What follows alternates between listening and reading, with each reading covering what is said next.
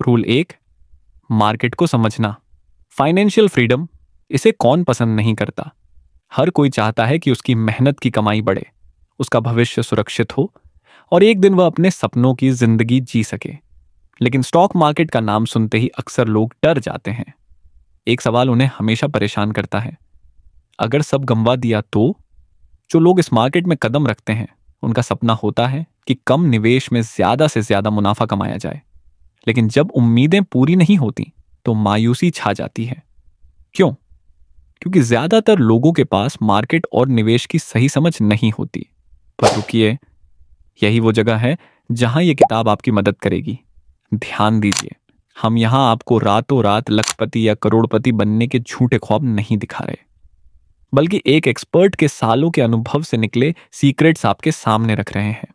ये सीक्रेट्स आपके डर को खत्म करेंगे और आपको आत्मविश्वास देंगे। आपने जरूर सुना होगा, मार्केट में तेजी है, अभी निवेश मत करो, या फिर मार्केट गिर रहा है, सब बर्बाद हो जाएगा। ऐसी खबरें अक्सर हमें यह सोचने पर मजबूर कर देती हैं कि स्टॉक मार्केट क्या वाकई एक जुआ है? क्या यहां सिर्फ किस्मत ही चलती है?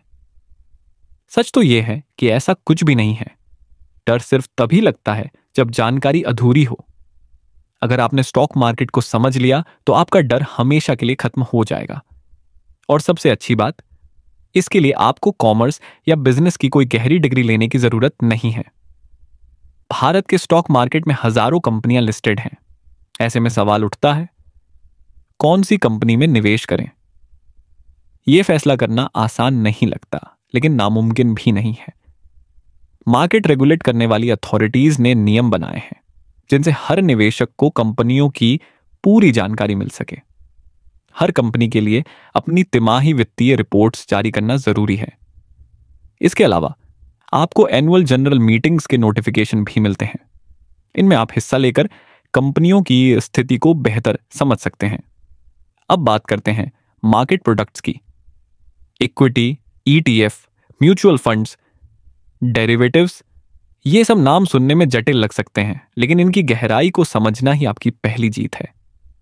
पहले सीखिए, फिर सोच समझ कर तय कीजिए कि कौन सा प्रोडक्ट आपकी जरूरत के मुताबिक है। इस सफर की शुरुआत डर से नहीं, जानकारी और आत्मविश्वास से कीजिए। जब आप मार्केट को समझेंगे तभी आप सही फैसले ले पाएंगे। याद रखिए, हर सफल निवेशक कभी एक नया सीखने वाला ही था। रूल नंबर 2, होमवर्क करें। स्टॉक मार्केट में निवेश करने का एक गोल्डन रूल है, होमवर्क करना। सोचिए, क्या आप बिना पूरी जानकारी के किसी बिजनेस में पैसा लगाना चाहेंगे? बिल्कुल नहीं। तो फिर स्टॉक मार्केट में निवेश से पहले होमवर्क करना क्यों छोड़ा जाए? जिस कंपनी में आप निवेश करने जा रहे हैं उसकी पूरी स्टडी करना आपकी जिम्मेदारी है। आज के डिजिटल दौर में हर तरह की जानकारी ऑनलाइन उपलब्ध है, लेकिन सही जानकारी को ढूंढना और समझना ही असली काबिलियत है। तो होमवर्क में क्या क्या शामिल होना चाहिए? सबसे पहले, कंपनी की पिछली 5 साल की परफॉर्मेंस चार्ट्स का अध्ययन करें। देखें कि उसी सेक्टर की बाकी कंपनियों की तुलना में यह कहां खड़ी है। क्या इसका प्रदर्शन स्थिर है या इसमें गिरावट आई है? अगर कंपनी के पास बाई को मोनोपोली वाले प्रोडक्ट्स अस्टेकी हैं तो यह और भी अच्छा है। ऐसे प्रोडक्ट्स इसे बाजार में एक यूनिक एडवांटेज गुण देते हैं। पर ध्यान रखें, कुछ सेक्टर आज तो बहुत प्रॉमिसिंग लग सकते हैं, लेकिन भविष्य में कोई नई पॉलिसी उनकी तरक्की रोक सकती है। इसलिए सेक्टर का भविष्य भी जरूर समझें। इसके बाद समीक्षक कंपनी के ऑर्डर्स, कैश और लोन आस्ते का विश्लेषण करें। पता लगाइए कि आने वाले समय के लिए कंपनी के पास कितने ऑन ऑर्डर हैं, कंपनी के पास कितना कैश है, अगर लोन है तो क्या कंपनी उसे चुकाने की स्थिति में है। इन सवालों के जवाब balance sheet, cash flow sheet और इनकम स्टेटमेंट खातरान से मिलेंगे। इन्हें समझकर आप कंपनी की फाइनेंशियल हेल्थ का अंदाजा लगा सकते हैं। अब बात आती है मैनेजमेंट आर्गुमेंट्स की। याद रखें, एक अच्छा मैनेजमेंट खराब स्थिति में भी कंपनी को सफल बना सकता है, जबकि खराब मैनेजमेंट एक अच्छी कंपनी को बर्बाद कर सकता है। उदाहरण के लिए सिद्धार्थ लाल ने रॉयल एनफील्ड बुलेट को वापस दौड़ने लायक बनाया, जबकि फ्लिपकार्ट का हायर मैनेजमेंट अपने खर्चों की वजह से कंपनी की फाइनेंस को नुकसान पहुंचा रहा था। देखिए, क्या कंपनी अपने टारगेट्स अपने या वादे समय पर पूरे करती है, क्योंकि यह दिखाता है कि मैनेजमेंट कितना भरोसेमंद है। अब एक और जरूरी चीज, स्टॉक की कीमत और उसकी वैल्यू। याद रखें, कंपनी का प्राइस और उसकी वैल्यू दो अलग चीजें हैं। फाइनेंस की भाषा में इसे तो अंडर वैल्यूड और ओवर वैल्यूड स्टॉक कहा जाता है। इसके लिए आपको price to earnings ratio, P ratio देखना होगा। अगर कंपनी का पी रेशियो अपने सेक्टर से ज्यादा है तो ये मे ओवर वैल्यूड स्टॉक है। अगर कंपनी का पी रेशियो कम है तो ये मे अंडर वैल्यूड स्टॉक है। एक्सपर्ट्स का मानना है कि अंडर वैल्यूड स्टॉक्स में निवेश करना ज्यादा फायदेमंद हो सकता है। तो याद रखिए, स्टॉक में निवेश करना किसी बिजनेस में हिस्सेदारी लेने जैसा है, और बिना पूरी जानकारी के कोई बिजनेस शुरू करना कितना बड़ा रिस्क हो सकता है, यह आप अच्छी तरह जानते हैं। होमवर्क आपकी सुरक्षा और सफलता की पहली गारंटी है, इसलिए खुद से वादा करें, हर निवेश से पहले पूरी रिसर्च करेंगे। रूल नंबर 3, ये तय करिए कि आप कितनी रकम इन्वेस्ट करेंगे। यह निर्भर करता है आपके फाइनेंशियल बैकग्राउंड और रिस्क टेकिंग कैपेसिटी पर। इसका एक सीधा सीधा फार्मूला है कि स्टॉक मार्केट में उतने पैसे लगाएं जितना नुकसान आप बर्दाश्त कर सकें।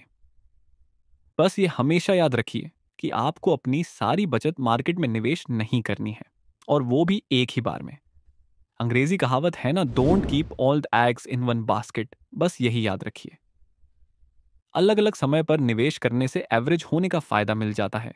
जैसे मान लीजिए आज मार्केट 16,000 पर था और आपने कुछ निवेश किया। हो सकता है दूसरी बार निवेश करते हुए मार्केट 17,000 हो चुका हो। ऐसे में आपका एवरेज 16,500 बन जाता है, तो 17,000 वाला निवेश भी फायदे का सौदा रहेगा। रूल नंबर 4, स्टॉक खरीदने और बेचने का सही समय। वैसे तो बड़े से बड़े एडवाइजर भी मार्केट की टाइमिंग को मुश्किल बताते हैं, इसलिए यह कहना तो गलत होगा कि किस खास वक्त पर आप मार्केट में निवेश करें और कब एग्जिट करें। लेकिन कभी भी सेंटिमेंट्स में आकर फैसले ना करें। हालांकि स्टॉक मार्केट में इमोशनल इन्वेस्टर्स की वजह से बहुत अप डाउन आते हैं। जैसे कोई खास पार्टी चुनाव हार गई तो अपने शेयर बेच दिए, कोई अंतरराष्ट्रीय उठापटक हुई तो शेयर बेच दिए, किसी कंपनी के एक फाइनेंशियल क्वार्टर के नतीजे मन मुताबिक नहीं आए तो शेयर बेच दिए, अपना इन्वेस्ट किया, शेयर नीचे जाता दिखा तो उसे बेच दिया। पर आपको ऐसा नहीं करना है, क्योंकि ये आपके लिए एक सुनहरा मौका हो सकता है। जब कभी कम कीमत पर अच्छे शेयर मिल रहे हों तो उन्हें जरूर खरीद लें, ताकि आने वाले वक्त में जब कंपनी वापसी करे तो आपको मुनाफा हो। अगर कोई शेयर फिलहाल तेजी दिखा रहा हो तो भी जल्दबाजी में उसे ना खरीदें। इतिहास गवाह है कि हर शेयर, चाहे वो कितनी ही अच्छी से अच्छी कंपनी का क्यों ना हो, अपने लोवेस्ट प्राइस पर जाने से इम्यून नहीं है। जैसे लगभग 2 साल पहले की बात है, ट्राइडेंट कंपनी के स्टॉक्स में अचानक तेजी आने लगी थी। लगभग 30 रुपए का एक शेयर बढ़ते हुए 70 रुपए से भी ऊपर आ गया था। बड़े बड़े एक्सपर्ट्स ये भविष्यवाणी करने लगे थे कि ये 100 रुपए को पार कर जाएगा। उस वक्त जिन लोगों ने निवेश किया है वो आज जरूर पछता रहे होंगे, क्योंकि ये शेयर अब 40 रुपए से भी नीचे जा चुका है। इसी तरह साल 2000 के आसपास यूएस में लोग धड़ाधड़ कंप्यूटर और इंटरनेट वाली कंपनियों में निवेश कर रहे थे। इस सेक्टर में लगातार तेजी आ रही थी, पर जैसे ही .com बबल फूटा, सब चौपट हो गया। जिन लोगों ने मुनाफा कमाकर एग्जिट कर दिया उनको फायदा हुआ, पर जो और मुनाफे के चक्कर में लगे रहे उनका पैसा डूब गया। इसलिए आप स्टॉक को मॉनिटर करने की जगह उस कंपनी और सेक्टर को मॉनिटर करें। किसी खास सेक्टर या स्टॉक को पसंद या नापसंद करके फैसला ले लेना भी इमोशनल होने की गिनती में ही आता है, तो आपको इससे भी बचना चाहिए। रूल नंबर 5, पेशेंस से काम लें। निवेश का एक जनरल रूल है कि आप जितने लंबे समय तक निवेश करते हैं उतना अच्छा रिटर्न मिलता है। फल भी तभी स्वादिष्ट लगते हैं जब पूरी तरह पके हों। निवेश को जितने लंबे समय तक रखा जाएगा, कंपाउंडिंग का फायदा उतना ज्यादा मिलेगा। लेकिन जल्दी जल्दी इन्वेस्टमेंट खत्म करने के कुछ और नुकसान भी होते हैं। जैसे आपको हर स्क्रिप्ट किसी कंपनी के शेयर बेचने पर कुछ चार्जेस देने पड़ते हैं। इनमें डीपी चार्जेस, जीएसटी और ट्रांजैक्शन चार्जेस शामिल हैं। यानी शेयर बेचकर जो भी फायदा हुआ उसमें ये पैसे कट गए। ऊपर से शॉर्ट टर्म कैपिटल गेन का टैक्स भी देना पड़ जाता है, जो कि लॉन्ग टर्म कैपिटल गेन से ज्यादा होता है। इस तरह आपको होने वाला मुनाफा कम रह जाता है। यहां आपको ट्रेडिंग और इन्वेस्टमेंट का फर्क समझना होगा।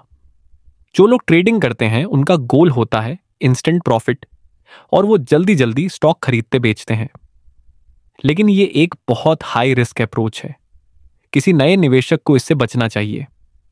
अगर आगे चलकर आपको यह लगता है कि आप मार्केट को अच्छी तरह समझ रहे हैं और इतना रिस्क लेना अफोर्ड कर सकते हैं तो अलग बात है। तो ध्यान देने वाली बात यह है कि आजकल जो स्टॉक मार्केट के नाम पर हजारों रुपए के कोर्स बेचे जा रहे हैं टॉप लेवल समझाने के लिए, लेकिन सच तो यह है कि मार्केट में कुछ भी टॉप लेवल और अप लेवल जैसा आगेरा वगैरह कुछ नहीं होता। अगर ऐसा होता तो अंबानी जी ऐसे लोगों को नौकरी पर रखकर खुद 20 की उम्र में ही करोड़पति हो जाते। क्यों इतने बड़े बड़े बिजनेस करते? सो मेन बात यह है कि सब्र के साथ चले। शॉर्ट टर्म में मार्केट परेशान करेगा आपको, लेकिन लॉन्ग टर्म में मार्केट आपको खुश ही रखेगा। सो चीप बातों में ना आए और समझदारी से जिंदगी जिए।